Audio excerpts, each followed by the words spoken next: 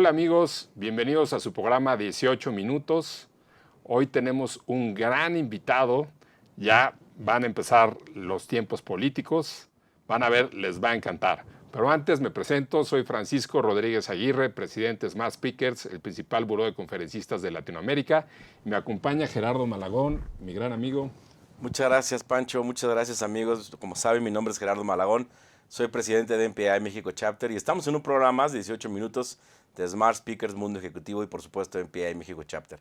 Tenemos un gran invitado. Por favor, Pancho, háblanos de nuestro invitado. Él es Lorenzo Córdoba. Hola. Él es exconsejero presidente del INE y durante su gestión del 2014 al 2023 fueron 331 elecciones que organizaron en el INE y afortunadamente y gracias a la buena labor que hicieron, todas bajo un contexto de paz. Así es. Bienvenido, Lorenzo. Francisco, Gerardo, un verdadero placer estar con ustedes en 18 minutos. El gusto es nuestro, de Gracias. verdad. Qué gusto que hayas podido venir con nosotros. Cuéntanos, a partir de tu perspectiva, cómo está el sistema democrático a nivel mundial. Mira, la democracia no está gozando un buen momento en ningún país del mundo. Hace 20 años prácticamente hubo una oleada de optimismo, de celebración, porque esta forma de gobierno se había expandido como nunca antes en prácticamente todas las regiones del planeta. Y 20 años después, pues la democracia está padeciendo, digámoslo así, y sufriendo una serie de desafíos comunes en esta ocasión a todos los países. Antes era frecuente hablar de cuáles eran los desafíos de la democracia en América Latina, que eran bien distintos a los que ocurrían en las regiones del norte del mundo que vieron hacer esta forma de gobierno hace muchísimo tiempo. Hoy los problemas son comunes y deberían preocuparnos a todos. Episodios como la toma del Capitolio en enero de 2021 en el país que vio nacer a la democracia moderna. Sí, ¿cuándo nos íbamos a imaginar eso? Pues sí, o lo que ha pasado en Brasil, o lo que está pasando en el corazón de Europa, en Hungría y en Polonia, es decir, Claro. Democracias que están cediendo el terreno frente a expresiones autoritarias, pues habla de que la democracia hoy, digamos, enfrenta una serie de desafíos graves. Desafíos como la desigualdad y la pobreza, que genera un gran malestar entre amplias franjas de la población, como el tema de la desinformación, que con las redes sociales se ha potenciado y se ha convertido en un auténtico problema para todas y todos, o la polarización que está cundiendo en muchos países del mundo, el nuestro incluido, por no hablar de esa descalificación desde el poder respecto a los órganos de control. Para decirlo en un ejemplo claro y muy presente, lo que está pasando con la Suprema Corte de Justicia no es un fenómeno, esa descalificación desde el poder, no es un fenómeno aislado. Entonces la democracia hoy está viviendo momentos de mucha tensión, de desafíos globales, y pues nuestro país, por supuesto, está inserto en ese contexto mundial, ¿no? ¿Cómo se ha venido consolidando y desarrollando el sistema democrático mexicano? Bueno, de manera especialmente centrada en lo electoral. Hay quien dice que la democracia no se restringe solamente a elecciones libres y auténticas, lo cual es cierto. Hay muchos otros ámbitos de los que depende el funcionamiento de la democracia, como por ejemplo que los derechos humanos sean respetados, que los mecanismos de control del poder como la división de poderes o la existencia de tribunales constitucionales efectivamente goce de buena salud, o simple y sencillamente pues que el fenómeno de la justicia social efectivamente ocurra. En una sociedad desigual es fácil que la democracia, digamos, tropiece o eventualmente incluso involucione. Pero en su dimensión estrictamente electoral, que es una dimensión sine qua non, es decir, sin elecciones libres y auténticas, tú puedes tener todo lo demás, pero no hay democracia. Sí, claro. La verdad ha sido una apuesta histórica y probablemente es el tema en el que mejor hayamos hecho la tarea los mexicanos en los últimos 30 años. En México no tuvimos una construcción de la democracia como los españoles o los chilenos, que pasaron de un momento, digámoslo así, de quiebre. La muerte del dictador, los pactos de la Moncloa, la nueva constitución, o el plebiscito del no en Chile, que permitió pasar de la noche a la mañana, en muy breve tiempo, de una dictadura a un sistema democrático. Acá nuestra construcción democrática fue mucho más lenta, gradual, paulatina, se articuló a partir de muchas reformas electorales, pero el cambio, si uno ve de dónde venimos y dónde estamos, es profundo a pesar de esta gradualidad. Sí, nos echamos 30 años, pero hace 30 años México era un país monocolor, un país en el que la alternancia era prácticamente un fenómeno desconocido. Hoy, en cambio, es parte de la normalidad democrática y es la mejor prueba de que en México hoy el voto sirve para definir quién nos gobierna y quién nos representa, pero también para premiar o castigar buenas o malas gestiones de gobierno. Es decir, las elecciones son democráticas y eso es algo que tenemos que preservar y aquilatar, digamos, ¿no? Muy interesante, Lorenzo, muchas gracias. Oye, ¿qué tiene de positivo nuestro sistema democrático? Bueno, yo insisto, sobre todo el hecho de que en México ya no es el poder quien decide quién nos gobierna, sino que son las y los ciudadanos con su voto. Y esto lo podemos ver porque en estas 131 elecciones, en este periodo, como bien decías al arranque, Francisco, de 9 años, que es un periodo inédito de estabilidad y política, gobernabilidad democrática y paz pública, nunca antes habíamos tenido un periodo tan largo. Sí. Que es breve si se piensan, son solo claro, 9 años, claro, pero bueno, nunca habíamos tenido sí. 9 años sin broncas Sí, postelectorales. Bueno, pues todo esto nos refleja o nos ha arrojado el periodo de alternancia más grande de nuestra historia. No solamente es un periodo de paz pública inédito, sino también un periodo en el que la posibilidad de que el partido que ganó una elección vuelva a ganar la siguiente, es decir, repita en el cargo, es de apenas una de cada 3 probabilidades.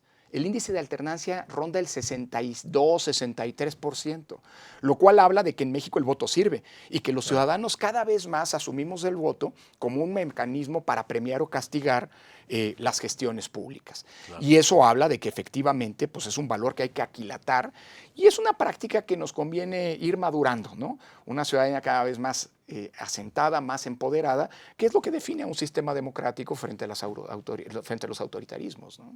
Claro. ¿Y qué riesgos tiene el sistema democrático mexicano? Bueno, además de estos riesgos globales que ya te mencionaba, México sigue siendo un país con una enorme pobreza, sigue creciendo la pobreza y la desigualdad. Además tenemos un tema histórico de corrupción que no se ha logrado resolver, la impunidad y la violencia. Son problemas que no van a depender de la democracia para resolverse, dependen buenas políticas públicas, pero mientras no se resuelvan, esto va a generar un malestar cada vez más amplio entre franjas de la población que se va a desencantar, como ya está ocurriendo en muchos lados, de la democracia misma. Así que yo digo que tienes esa cuestión que es sustantiva, pero también y tenemos el tema de la polarización, que en México además está particularmente agravado por la intolerancia. Es decir, al de enfrente ya no lo ves como un adversario legitimado para competir, sino como un enemigo al que hay que combatir.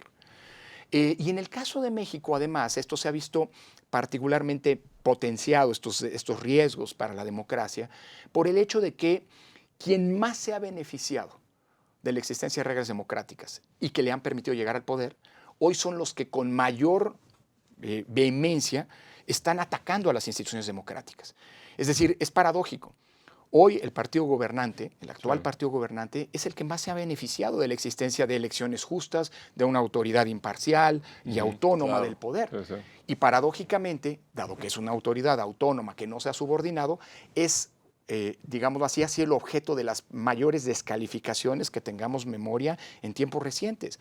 Y estas descalificaciones, este acoso en contra de las autoridades electorales, y ahora vemos también, no solo, también contra la Corte, que es un órgano de control, se traducen en eso, la descalificación pública, la denostación pública desde el poder, el acoso a los titulares que se traduce en amenazas abiertas o veladas, o bien incluso en el uso del brazo penal para poder amedrentar a esos titulares, los recortes presupuestarios, los amagos de reformas para controlar los órganos, el famoso plan A y el plan B.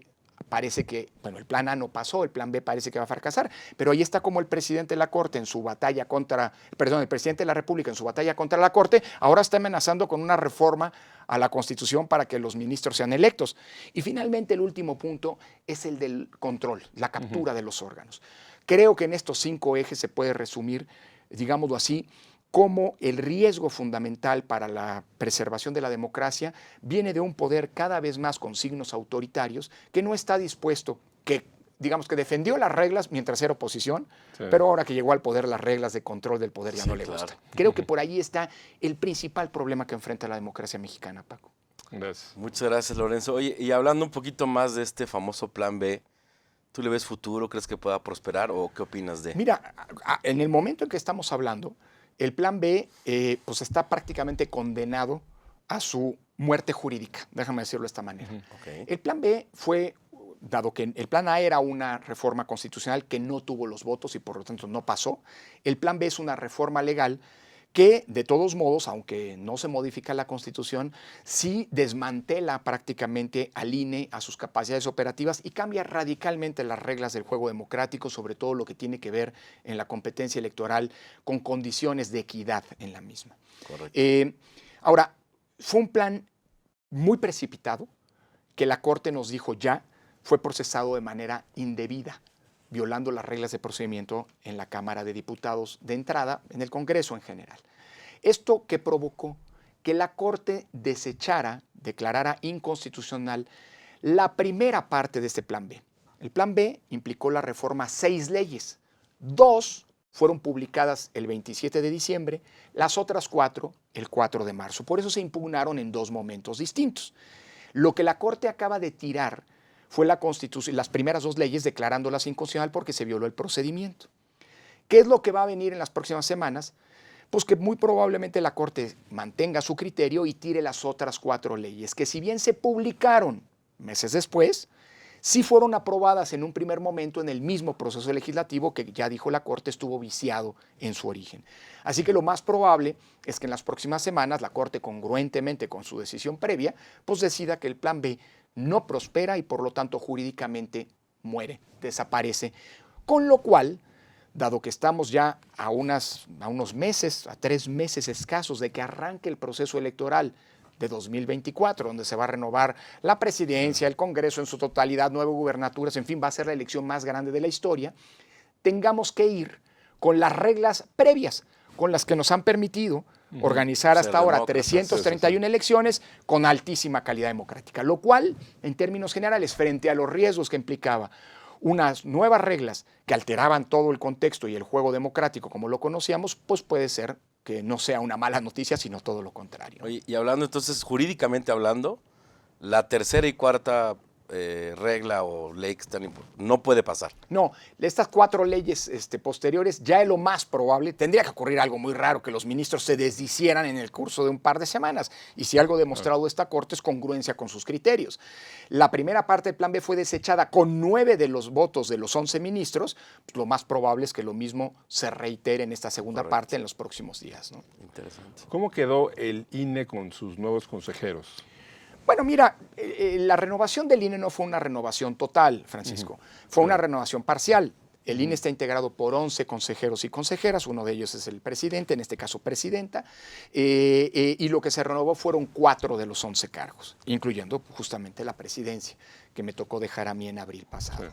Mira, lamentablemente estas designaciones no fueron el producto de un consenso político como había venido ocurriendo hasta ahora entre los distintos partidos, sino se dejó al azar. Pero es importante señalar lo siguiente, mira, 7 de los 11 consejeros vienen de atrás, han hecho elecciones, han defendido al INE y esas son buenas noticias porque se va a continuar en la mayoría del Consejo esa actitud, estoy seguro. Y de las 4 consejerías que llegaron, mira, todos son profesionales, conocen la materia, han estado involucrados en los temas electorales y como me gusta a mí decir, creo que hay que darles como sociedad un voto de confianza que es bien distinto a darles un voto en blanco, un cheque en blanco. Sí, claro. Cheques en blanco nunca hay que dárselos a los funcionarios públicos, como no nos los dieron a nosotros. ¿Y qué les toca a la sociedad? Bueno, vigilar la actuación de esos funcionarios y cuando vean que es una actuación que no es congruente con los principios de la función electoral, que no defiende la autonomía, ni es una actitud independiente, sino sesgada hacia alguna fuerza política o hacia algún gobierno, pues elevar la voz. A los funcionarios públicos hay que generarles contextos de exigencia. Yo no estoy pidiendo para los nuevos consejeros algo de lo que no se haya pasado con nosotros. A nosotros nos exigieron, nos vigilaron, nos criticaron. Eso se vale en democracia y es una manera de ayudar al órgano. ¿Por qué? Porque estoy seguro que desde el poder van a presionar al INE. Siempre ha ocurrido. Y no hablo de este poder, también del que se fue. Eso es parte de la naturaleza misma del poder. Tratar de sacar el mayor provecho posible. El problema no es que haya presiones. El problema es que el INE se doble frente a las presiones. Y la mejor manera de ayudar a que no se doblen es que se sepan también presionados desde la sociedad que va a estar observándolos críticamente respecto de las decisiones en aras de fortalecer al propio INE, ¿no? Wow, súper interesante, muchas gracias. Oye, ¿cómo ves el sistema de los partidos en México? ¿Cómo están? Mira, el sistema de partidos en todo el mundo está viviendo un mal momento. Okay. En el mundo en general, y México no es la excepción, al contrario, te diría que es un buen ejemplo, hay una especie de crisis de credibilidad de los partidos. Totalmente. Un alejamiento de las cúpulas partidistas de su militancia e incluso de la ciudadanía. Bueno, y eso debería preocuparnos, porque un sistema de partidos débil, poco confiable de parte de la ciudadanía, habla de una democracia débil. Y esto pues tendríamos que remontarlo. Claro, se han ganado a pulso ese descrédito, ¿eh? O sea, no estoy diciendo que es que sociedad desconfiada. No, los otros han hecho y han hecho muchos. Somos muy pedinchones. Se lo han ganado a pulso. No, se lo han ganado a pulso de aquel lado. Claro. Dicho eso, yo creo que, sin embargo, hay que reconocer que a nadie le convienen partidos débiles y a los partidos como al INE, como a las autoridades, hay que exigirles. Hay que exigirles mayor cercanía, hay que exigirles mayor claridad en sus planteamientos ideológicos, porque hoy tenemos partidos pues, muy pragmáticos, ¿no? Que se juntan unos con otros sin importar, digamos, su ideología y su historia. En fin, creo que todo esto hay que irlo exigiendo, pero sí necesitamos fortalecer a los partidos porque a nadie le conviene a largo plazo partidos débiles. Donde hay partidos débiles, aumenta el peso de los liderazgos. Y creo que en un país caudillista, a los líderes que siempre son necesarios, hay que verlos también con una cierta distancia. Y la mejor manera para acotar el peso de las personas es incrementar el peso de las instituciones. Y los partidos son instituciones fundamentales para la democracia. Claro. Lorenzo, ¿cuáles fueron los momentos más difíciles de tu presidencia? Mira, yo creo, desafíos hubo muchos. Enfrentamos intentos de boicot de las elecciones en 2015, muchas presiones y una polarización muy grande en las elecciones de 2018. Hacer elecciones en tiempos de pandemia fue muy complicado porque hacer las elecciones significa hacer exactamente lo contrario que los protocolos sanitarios recomiendan. Sí, la sana distancia en una casilla es un poco complicado instrumentarla. Y finalmente yo creo que lo más complicado, sin embargo, el desafío más complicado fue tratar de lidiar con un poder que no solamente, digámoslo así, buscaba beneficios para ellos, que es normal, sino que utilizó todo el aparato del Estado para desprestigiar una institución que es de todas y todos, y que acosó incluso a quienes integrábamos el órgano. Probablemente esto fue lo más complicado, aunque anécdotas podría haber muchísimas, no bastarían 18 minutos para contarlas, pero por ejemplo, y esto lo digo como una autocrítica, una de las cosas en las que yo me equivoqué fue pensar que en México, o no asumir que en México el espionaje político era algo que ocurría, que ocurre y que va a seguir lamentablemente ocurriendo sin costos. Yo fui objeto de una llamada, de una intervención telefónica muy desafortunado en mis comentarios, pero bueno, al final del día fui objeto de un ilícito. Y te diría que la otra gran cosa fue aprender, del peor modo, que los actores políticos en México tienen muy poco compromiso democrático. Es decir, lucran todo lo que pueden, pero tienen muy poca vocación y respeto a las reglas de la democracia.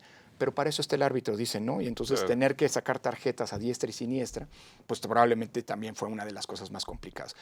Si alguien me pregunta, ¿y es fácil ser presidente del INE? La respuesta es clara y contundente. No, aunque es algo muy satisfactorio, porque finalmente estás desde ahí construyendo democracia, ¿no? A ver. Oye, una última pregunta, pues se nos acaba el tiempo. ¿Qué podemos hacer como ciudadanos para tener un México más democrático? Yo creo que lo que se está haciendo, mira, es lo que ha pasado en los últimos meses. La gente saliendo a la calle, ya no para protestar en contra de una política pública como ocurre en Francia ahora que se están aumentando la edad para pensiones, o protestar para defender alguna causa como por ejemplo protestar contra la violencia política o la violencia contra las mujeres, sino protestar para defender una institución, como ocurrió con el INE y como hoy está ocurriendo con la Corte, me parece que es justamente lo que hay que hacer. A mí me gusta decir esto, la democracia no nos cayó del cielo. Es una conquista de cuyos autores fuimos los ciudadanos. Se conquistó desde abajo, se le arrebató al poder el ejercicio de los derechos. Y así como la democracia es una construcción colectiva, no se le debe a un solo hombre, a una sola fuerza política, a una sola ideología, sino es una obra de todas y todos, su defensa también es una responsabilidad de todas y todos. Porque si no defendemos la democracia, que nos ha costado tanto construir, al final del día podemos perderla y en ese sentido terminaremos por ser cómplices de haber perdido la democracia. Claro. Pero afortunadamente yo veo una sociedad que ha despertado, una sociedad empoderada cada vez más. Ojalá y esto no sea algo esporádico, sino algo que permanezca, porque si eso pasa y tenemos instituciones fuertes, creo que nuestra democracia tendrá todavía mucha cuerda, o como se dice, gasolina para mucho rato. Pues muchísimas gracias, Lorenzo. Gracias, Muy Francisco, un interesante verdadero todos tus privilegio. conceptos. Gracias. Y pues amigos de 18 minutos, gracias por acompañarnos.